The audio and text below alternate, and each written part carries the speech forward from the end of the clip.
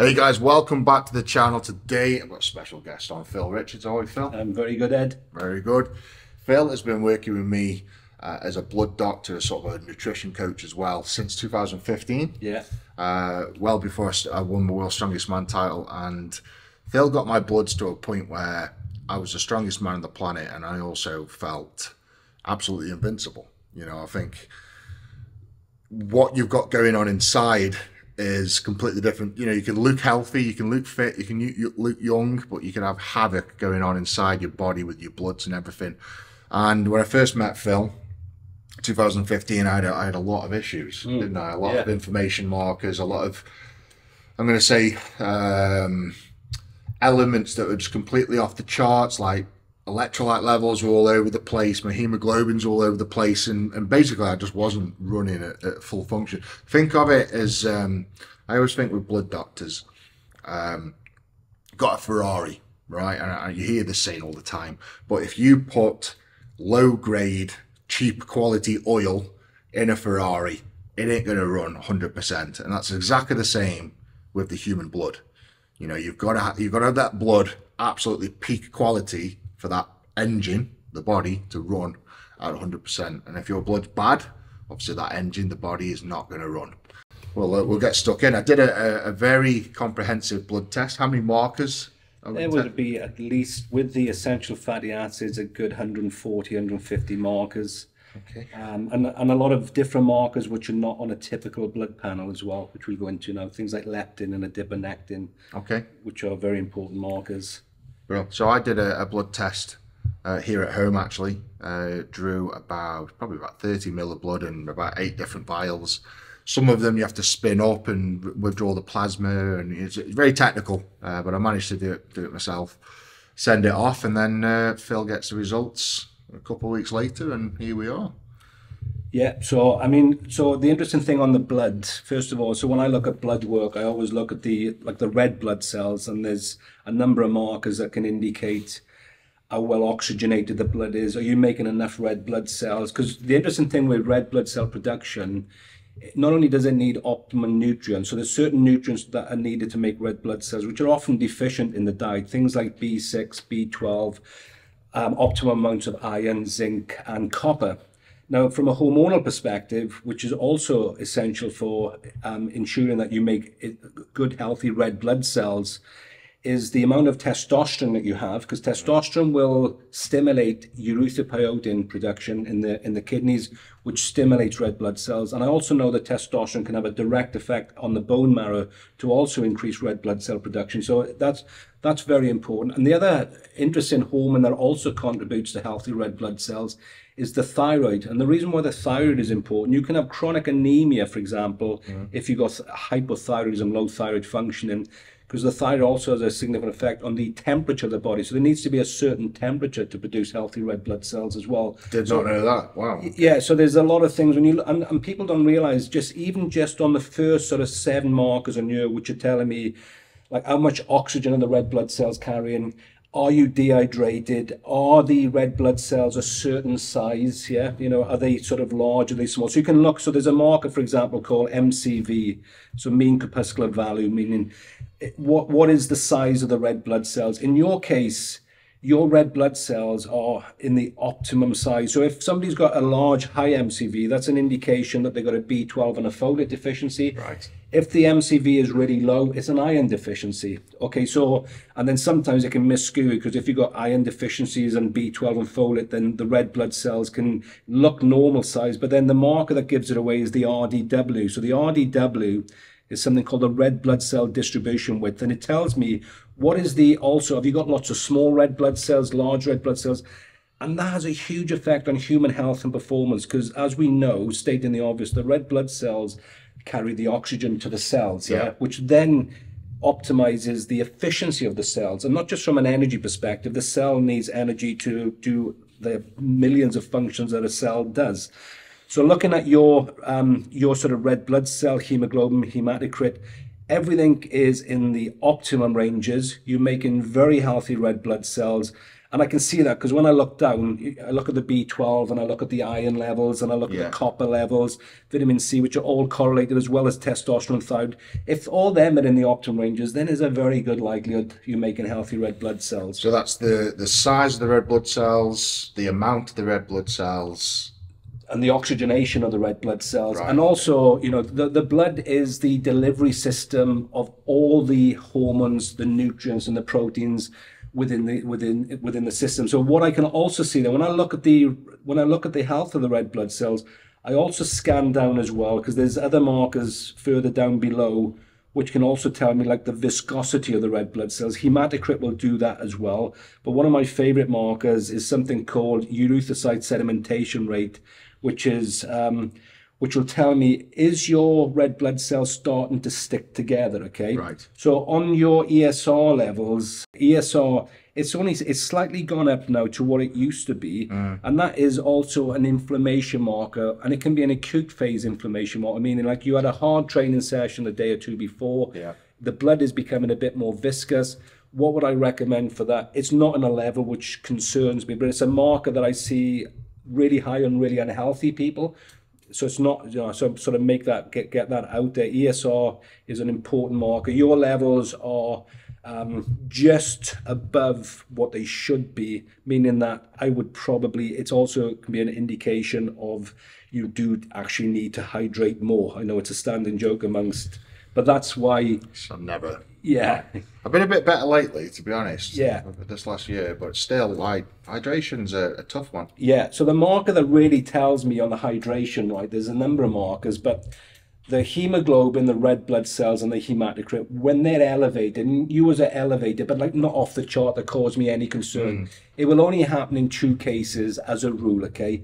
It can either be exceptionally high testosterone levels, and I can categorically say, generally your testosterone levels are not high, yeah? And we'll go into that in a second. They are normal for a normal human being. Now, the second thing that the red blood cell and the hemoglobin hematocrit can be elevated will be due to dehydration. Now, so I can tell them by another marker on the panel the severity of the dehydration. So if albumin, for example, which is one of the primary proteins in the blood, is elevated, which you can see there, it's just starting to creep up, okay, over optimum. There's only one real clinical manifestation on that, according to my research anyway, and that is much more of a state of dehydration. Now, if that wasn't high and the RBC and the hemoglobin and the hematocrit were elevated, you've got like slight dehydration. Okay. When the albumin starts going up, yeah, you absolutely need to drink more. And I think because of the size of you, you really do need to drink a lot of fluid. And there's not a magic figure. You know, people say how many liters or whatever. The important thing is drinking clean drinking water, which you do. And drink 10 litres a day, as a minimum. Yeah, I mean that's just insane. I'm probably still thirsty. Yeah, You know what I mean? but that's a lot also because of the amount of food that you consume. As you know, when you consume a lot of carbohydrates will also, when it gets stored as glycogen, will pull water into the cells as well. So the more carbs you're consuming, the more fluids you need, because the glycogen. So for 1 gram of glycogen stored within the muscle, it can almost pull in about 2.7 grams of water. So if you've got a lot of glycogen storage as well, so the more muscle mass you have, the more glycogen storage that you're going to have the potentiation for, so the more fluid. And then if you add things like creatine in there as well, then creatine and glutamine, for example, they will pull in a significant amount of water into the cell. And why that's quite important as well is that the more hydrated that the cell can become, the more functional the cell becomes as well. So it's very anabolic. On the white blood cells, which I always look at, your immune system, since I looked at it last time, has improved exponentially. So last time you definitely had a bacterial infection going on. How do I know that? Because you look at the neutrophil levels, along with something called the neutrophil lymphocyte ratio, which was exceptionally high. That's an indication of a bacterial infection. Nothing cynical, just one of those things of that particular snapshot of your health. If we look at your white blood cells now, you know, the white blood cell count is much better. Yeah, it's back in the optimum. Then the neutrophil, the lymphocyte. So the lymphocytes, for those who may not know this, are things like the B cells and the T cells, which are the primary sort of viral fighters. The neutrophils are immune cells which fight bacteria. So you can tell when you look at the blood work, like, is it a bacterial infection on? Is it a viral infection on? The monocytes are their indication. You can see it's much lower this time, which is indication. Monocytes are much more to do with inflammation.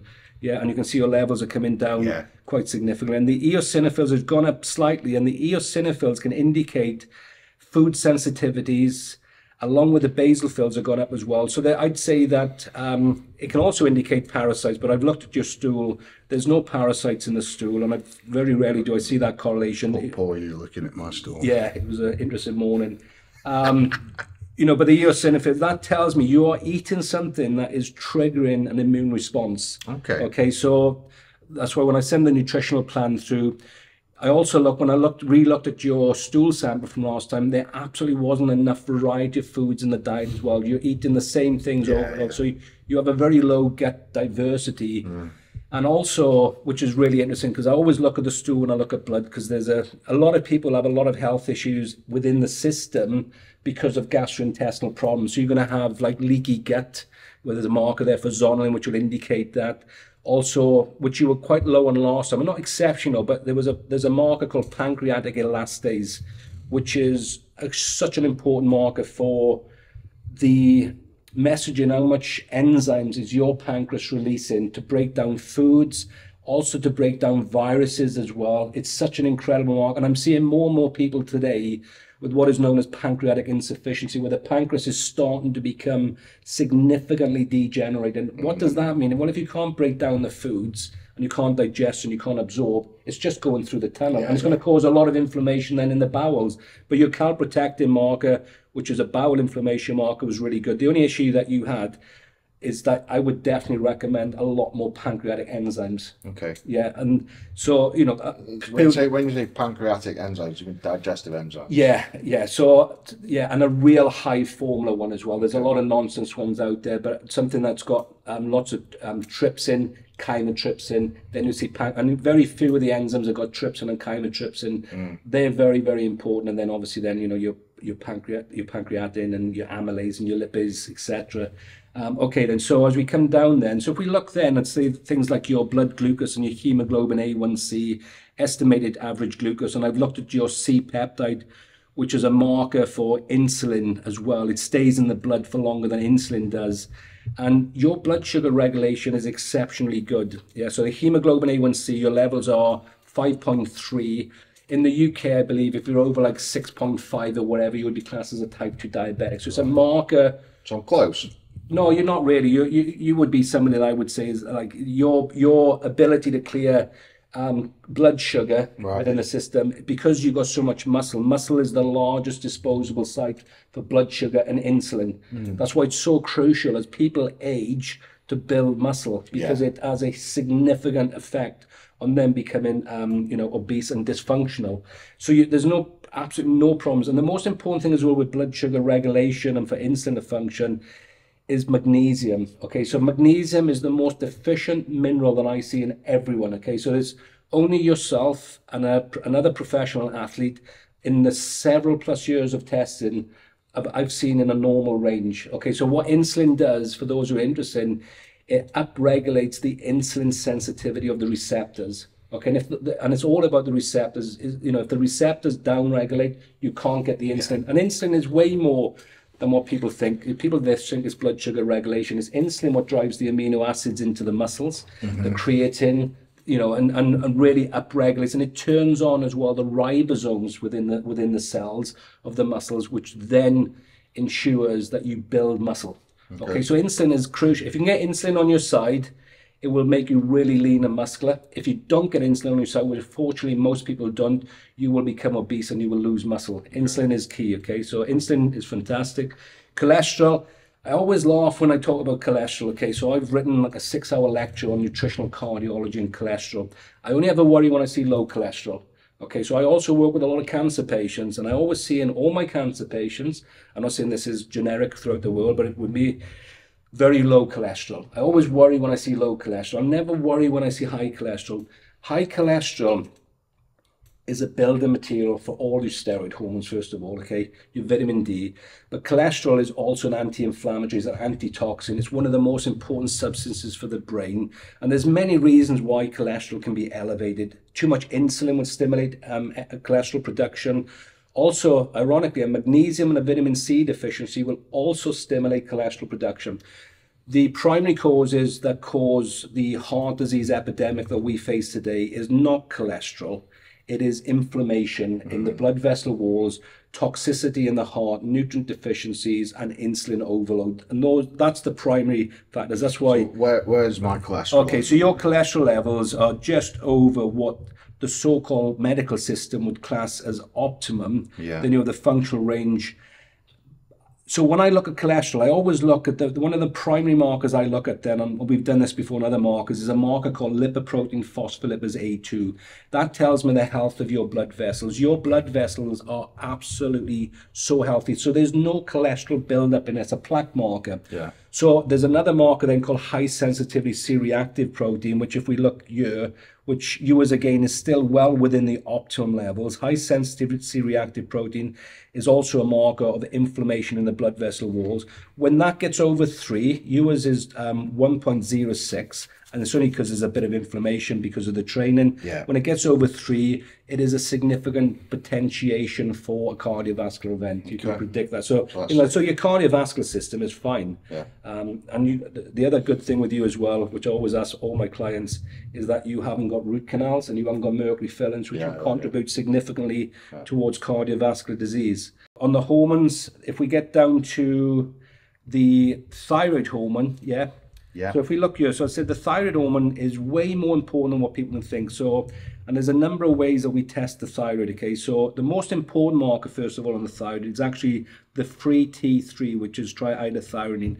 That's the only really active form of thyroid. There's only thyroid receptors for T3, according to my research. What does T3 do? Your levels are awesome. T3's primary role is to control metabolism, and especially in the mitochondria. So it'll upregulate, it'll optimize mitochondrial function. The mitochondria are known as the so-called powerhouses of the cell, but they do way more than that. The mitochondria, as a side note, this is another reason why we have such chronically low testosterone levels today amongst males. Testosterone is made within the mitochondria. Now, what will affect the mitochondrial function is low T3 levels, toxic overload, and sort of certain nutrient deficiencies, especially magnesium and certain B vitamins. So the thyroid is fine. You haven't got any antibodies towards your thyroid. Most men don't. I don't often see the men, but a lot of women will have something known as Hashimoto's. So what they've got is an immune system that's attacking the thyroid and usually coming through the gut, if I'm honest with you. And gluten is one of the biggest triggers for that. So there's no issues with the thyroid. And then when we get to like the steroid hormones, so you've got to really know your sort of onions when you look at the steroid hormones as well.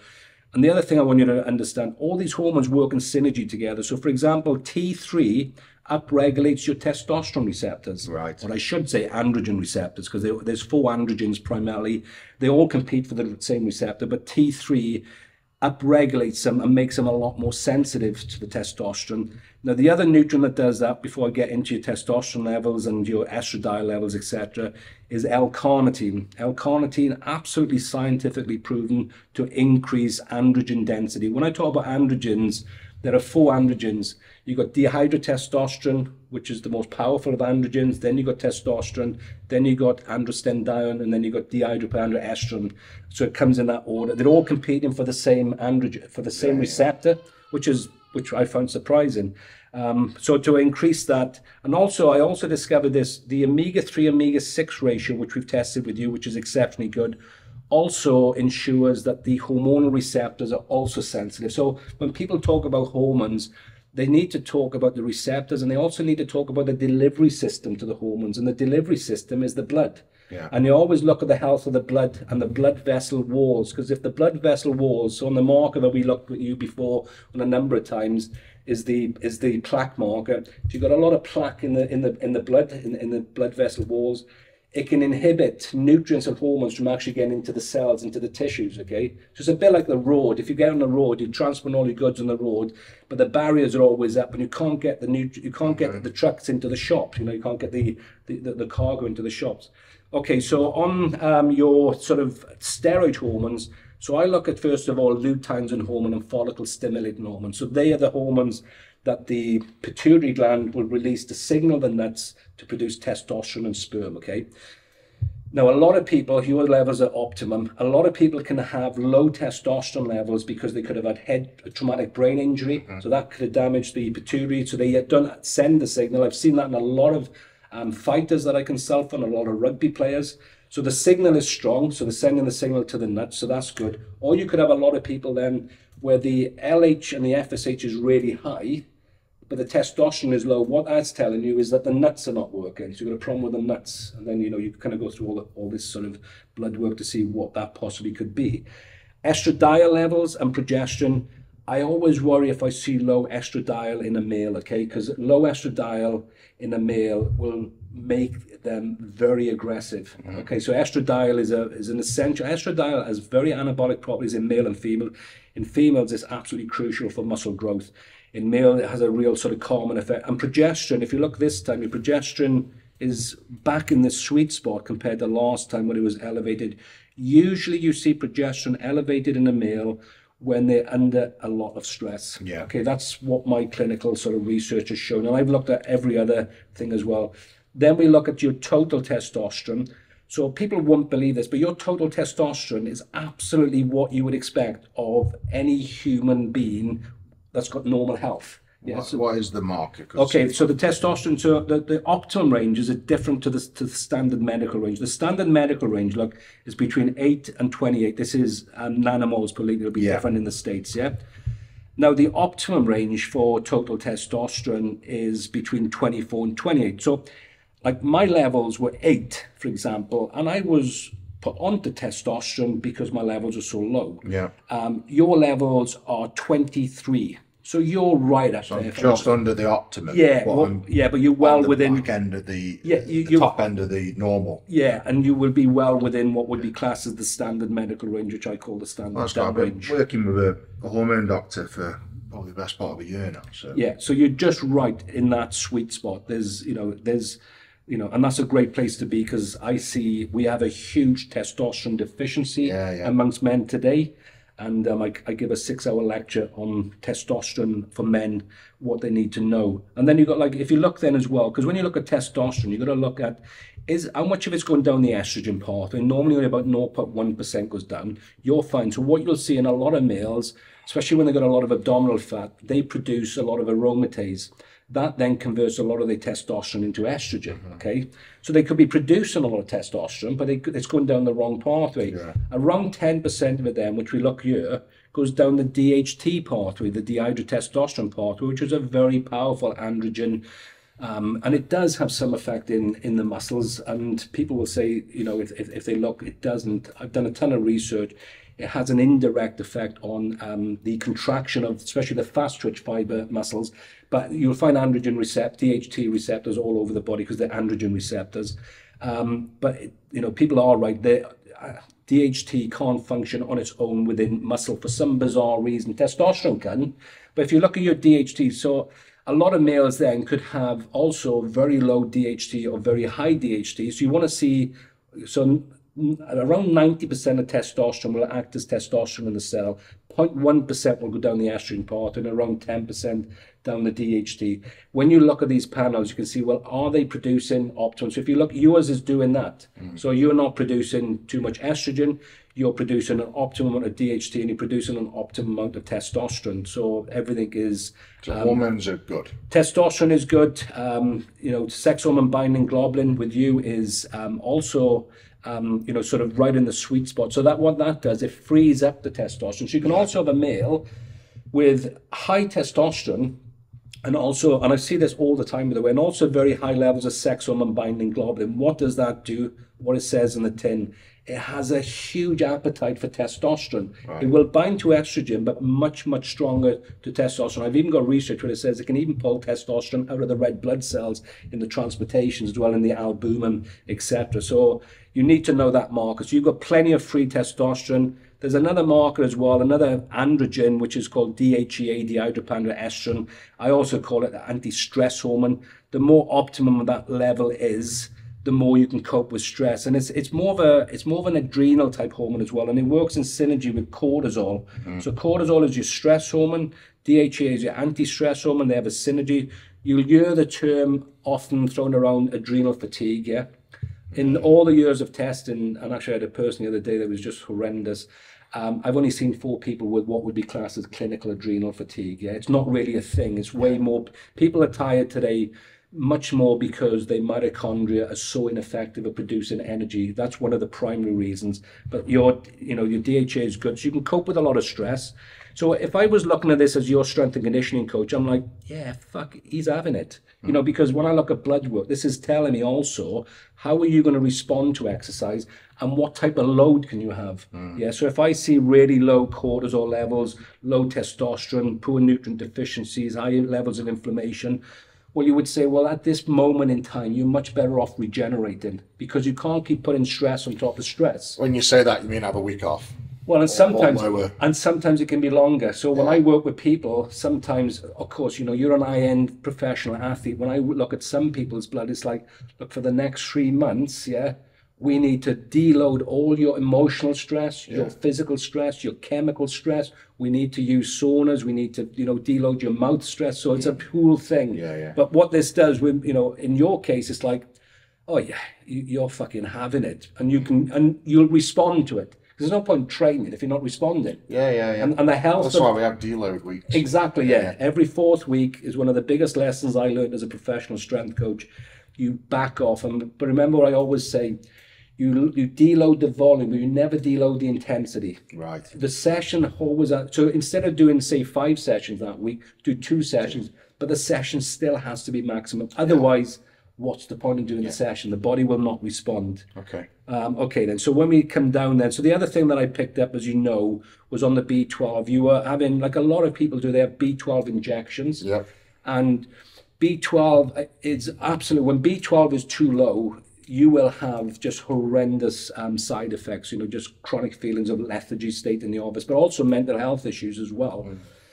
And ironically, if B12 is so high, you will also have agitation, anxiety, and stuff like that as well. So we can store B12 for years within the liver, yeah? So for 3 years. So it takes a long time to get a B12, especially in a meat eater, and a meat eater who can absolutely absorb their food. And the reason why I say that, because you'll see a lot of meat eaters who also will have low levels of B12 and iron, because they got a problem with stomach acid, Helicobacter pylori, and pancreatic health as well. So they can't break down the nutrients. Yeah. I've seen that in a number of people, so it is a thing.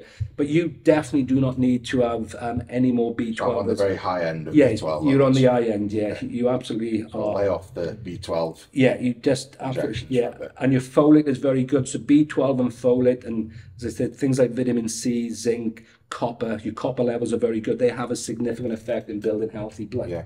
Yeah, so when you look, and as I said, somebody can be with chronic anemia, repeating myself again, because of nutrient deficiencies and hormonal imbalances, and also digestive problems where they can't break down the foods to absorb the nutrients.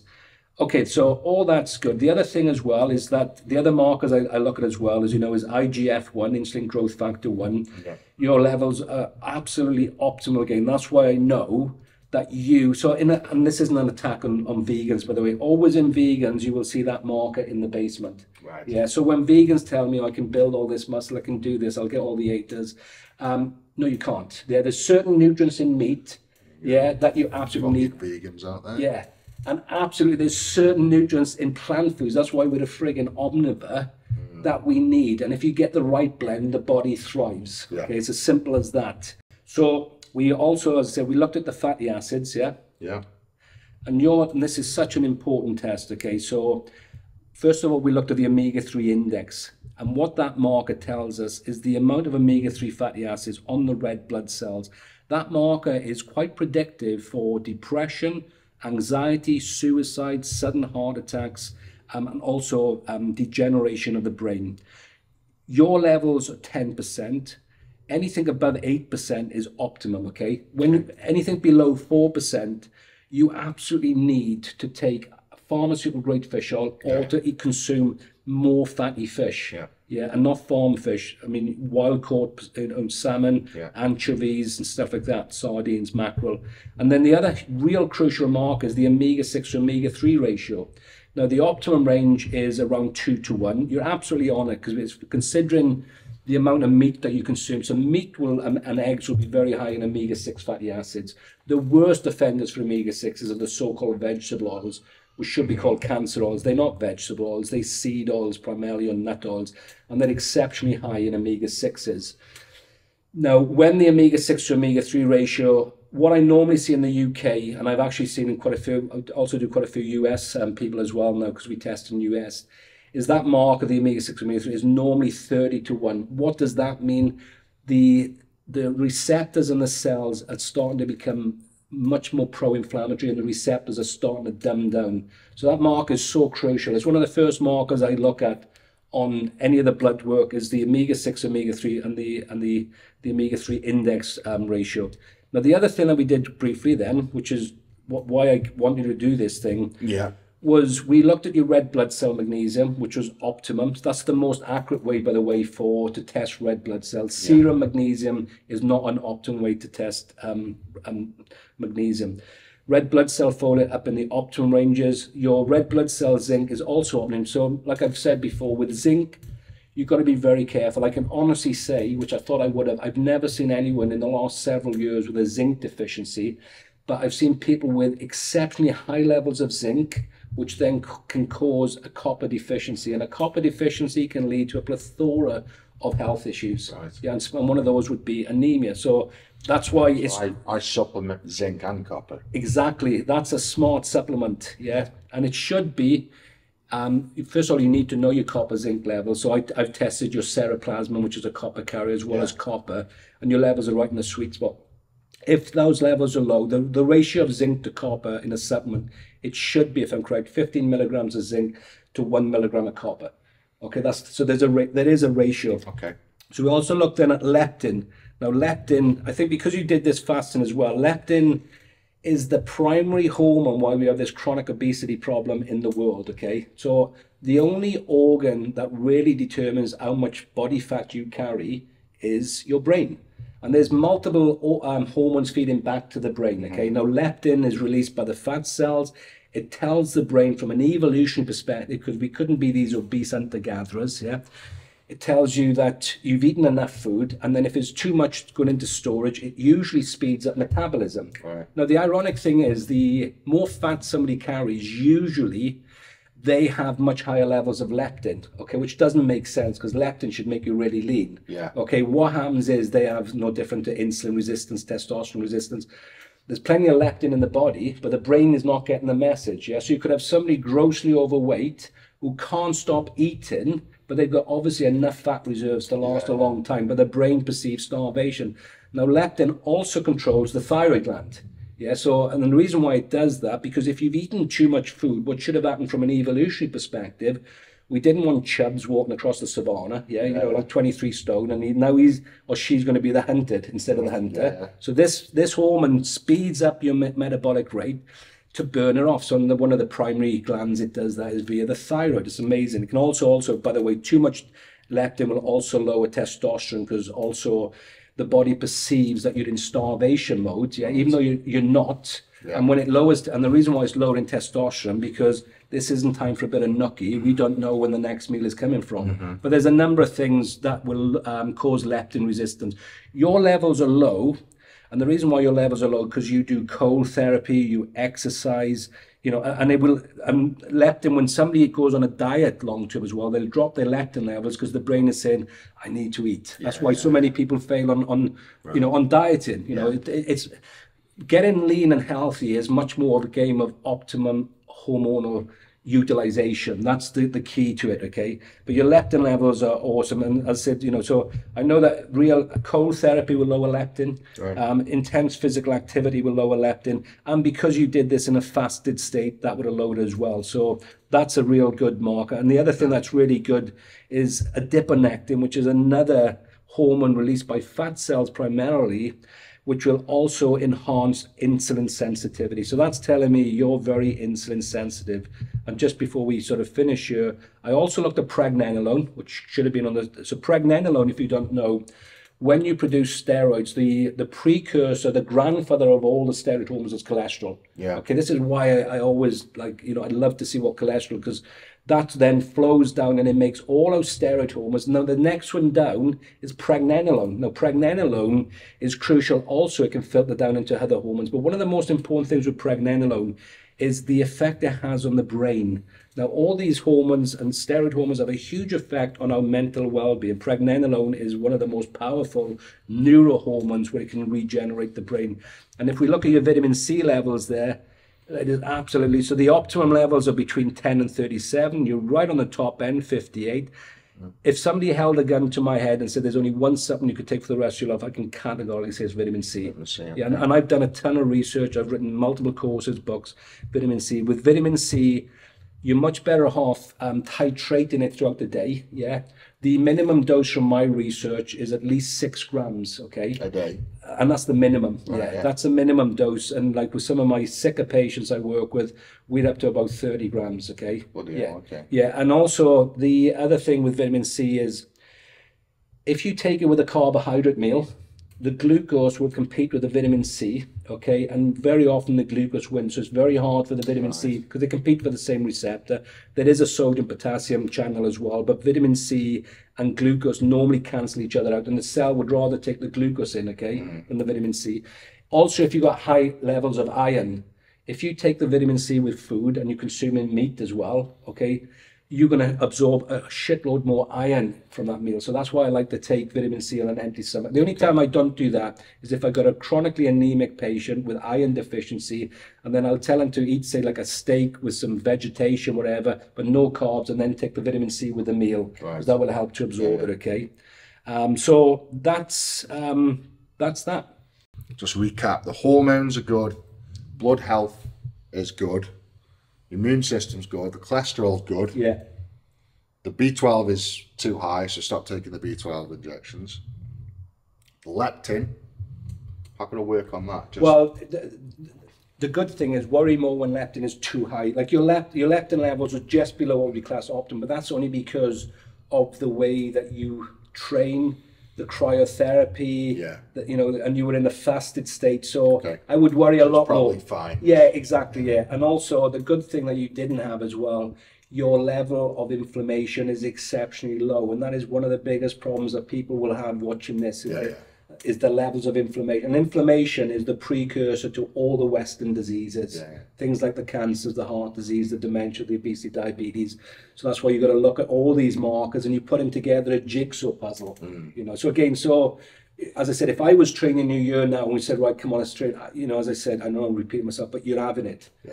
And then, as I said, be smart. And the good thing with you is you're phenomenal with your recovery protocols. And that is absolutely essential. Sauna therapy, to me, is gold dust.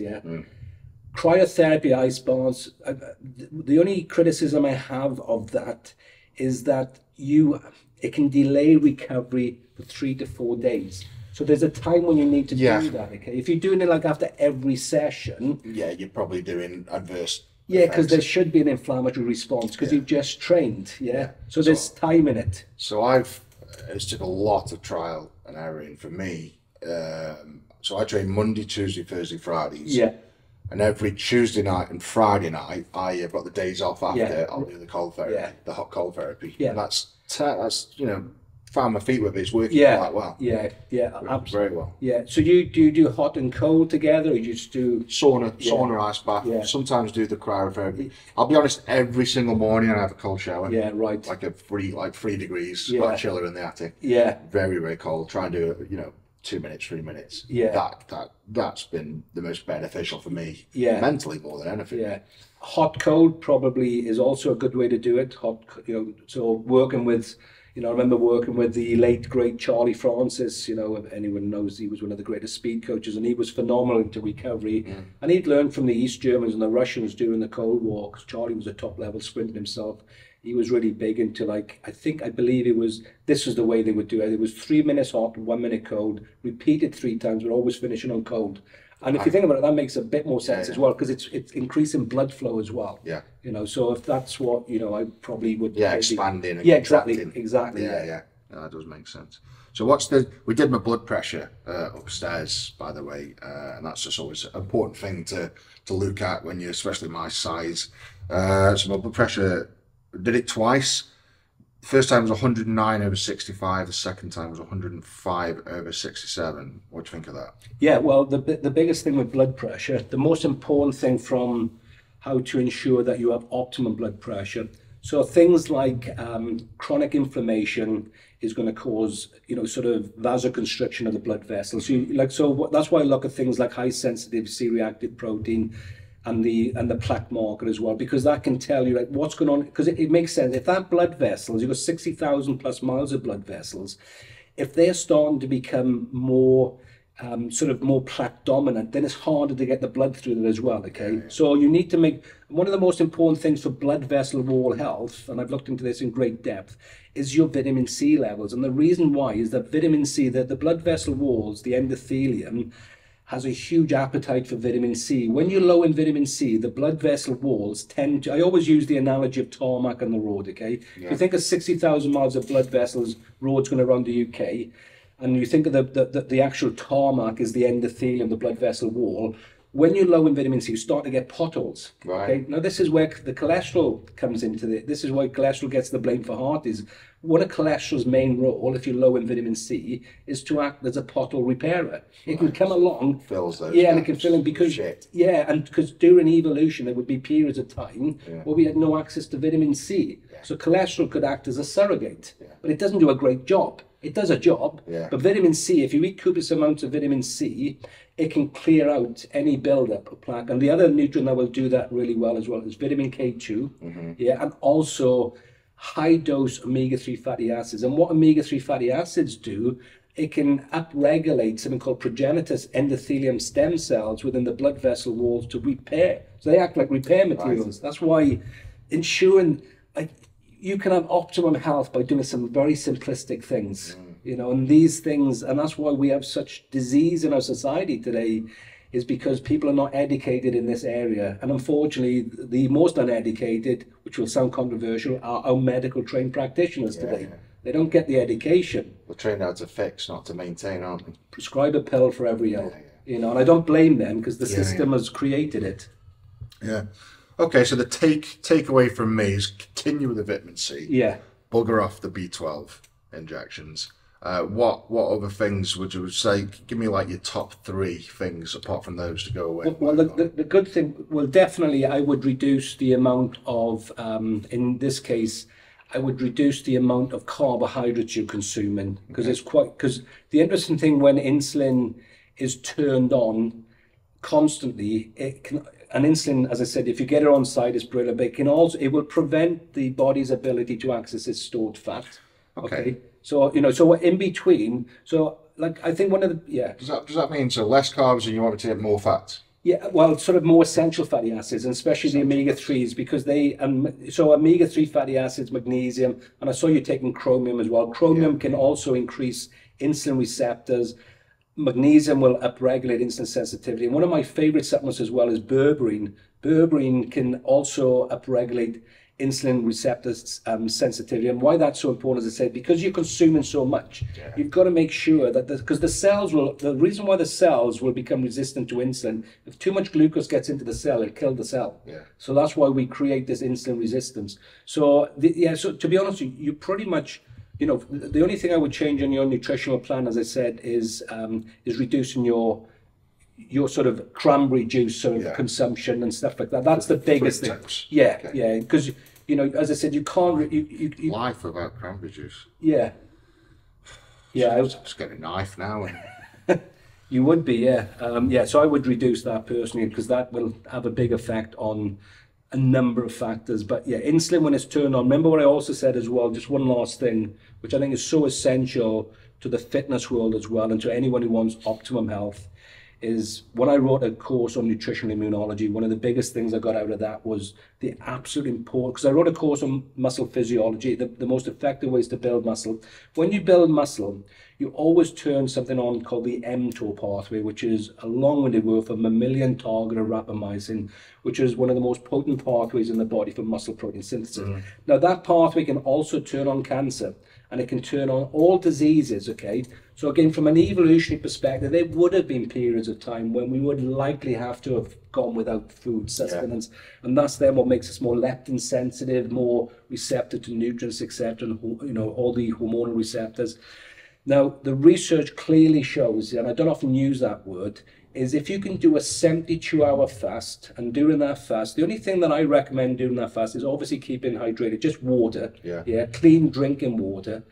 And also, the research also say when they added vitamin C in there as well, they saw an unbelievable regeneration of the immune system, and that was their word. So what happens is you get a lot of cells that will either be self-eating, it's called autophagy is the correct word, which is self-eating. So you've got a lot of cells in the body, especially as we age, which just take up space, and they don't really do a lot, What autophagy does in 72-hour fast, and the time is specific, it was 72 hours where they really saw this. They didn't really see it on 48 hours, but they saw in 72 hours, where a lot of the immune system will go back into the bone marrow, it gets regenerated, and it comes out like a brand new army. And their words were, it was absolutely astounding. So 72-hour fast could be like a whole rejuvenation of the body immune system and upregulation of the receptors, clearing out garbage. It's a bit like, if you imagine if you keep putting stuff into your home, that makes sense. Cleaners coming in, and it is so healthy. Again, like an engine, you keep putting oil in, but eventually you need to drain it all and put fresh back in. Absolutely, And then, you know, during that time as well, the 72-hour fast, you can still train because that increases autophagy as well. Still do the saunas. Sauna, as I said, is just like saunas with, especially 3 or 4 saunas a week, will have a significant reduction in all causes of mortality, especially cardiovascular disease, Alzheimer's, and also enhancing the immune system as well. You know, so those simple things, you know. Okay. I mean, it sounds like such little things, but, you know, for instance, you just showed me B12 levels are off the charts. And that can cause havoc in the body, you know, and that in itself is priceless to me. Just one simple fix will absolutely change the way I feel, the way I train, my energy levels, my sleep. So, you know, just little things like that. So Phil's going to give me a list of things to go away work on, a list of supplements to go away and take, and give me some advice with the nutrition, and I can work with my nutritionist to swap that up. So there's a lot to take away from this today. Well, and the good thing is, Ed, is that you don't need a lot. That's the good thing. So when I can look at 10 bloods tomorrow, right? You're going to see completely, stating the obvious, 10 completely different profiles. Some people may need, like, so for example, with your vitamin D levels, you're right on the edge. So you were almost right up at the optimal edge. Do you need a lot of vitamin D? Luckily for you, you've got an awesome sunbed. I would say have an extra sunbed a week, because the sun is way more than what people think it is. It's not just about vitamin D. It can reoxygenate the blood. It can upregulate the immune system on a different pathway to vitamin D. You know, but then I had somebody the other day that the vitamin D levels were almost unmeasurable on the panel. So they were so low, sorry. So it was so low, right? So yours is 48. This person's was 2. So they're going to need a lot more vitamin D. And with vitamin D, I said they always need magnesium, because magnesium and vitamin D and K2, they work in synergy together. But there's what I'm saying, different horses for different courses. You know, so that it's not a one size fits all. And you don't need a lot. You know, that's the good thing. You literally need. I mean, I'm a full-time athlete. You know, so I'm working on my body. I'm working with people that do my bloods and hormones and everything on a daily basis. So. Well, thank you, Phil. There's a lot to take away from there, and I'm sure you're going to send me a lot to work on as well. If anyone wants to get in touch with Phil, it's philrichards.com. Phil Richards Nutrition Lab. philrichardsnutritionlab.com. There you go. We'll put across the screen there, philrichardsnutritionlab.com. Please go on the website, get in touch with Phil if you need any help. As I say, he's very friendly, and he knows his stuff. If you've got any questions, if I've got any questions about the human body or a vitamin or a mineral or whatever, I'll just call Phil up and he's got the answer. So thank you, Phil. Appreciate your time, mate. Cheers, pal. Thank you. There you go, guys. So I hope you enjoyed that little insight into what I do with Phil Richards and my health. These little tweaks are the difference between, you know, winning championships and losing championships. It's literally these 0.1% where these make the difference. And you add these, you know, there's little tweaks. The B12's 0.1%, a little tweak with the vitamin D is that 0.1%. You know, you do 50 markers, you've added 5% to your performance. So just get that in your head. It's the little things that make the big differences in this game. Right, guys, hope you enjoyed that. Don't forget to like the video, subscribe to the channel, and I will see you next time. Big love the beast. Take care. Yeah.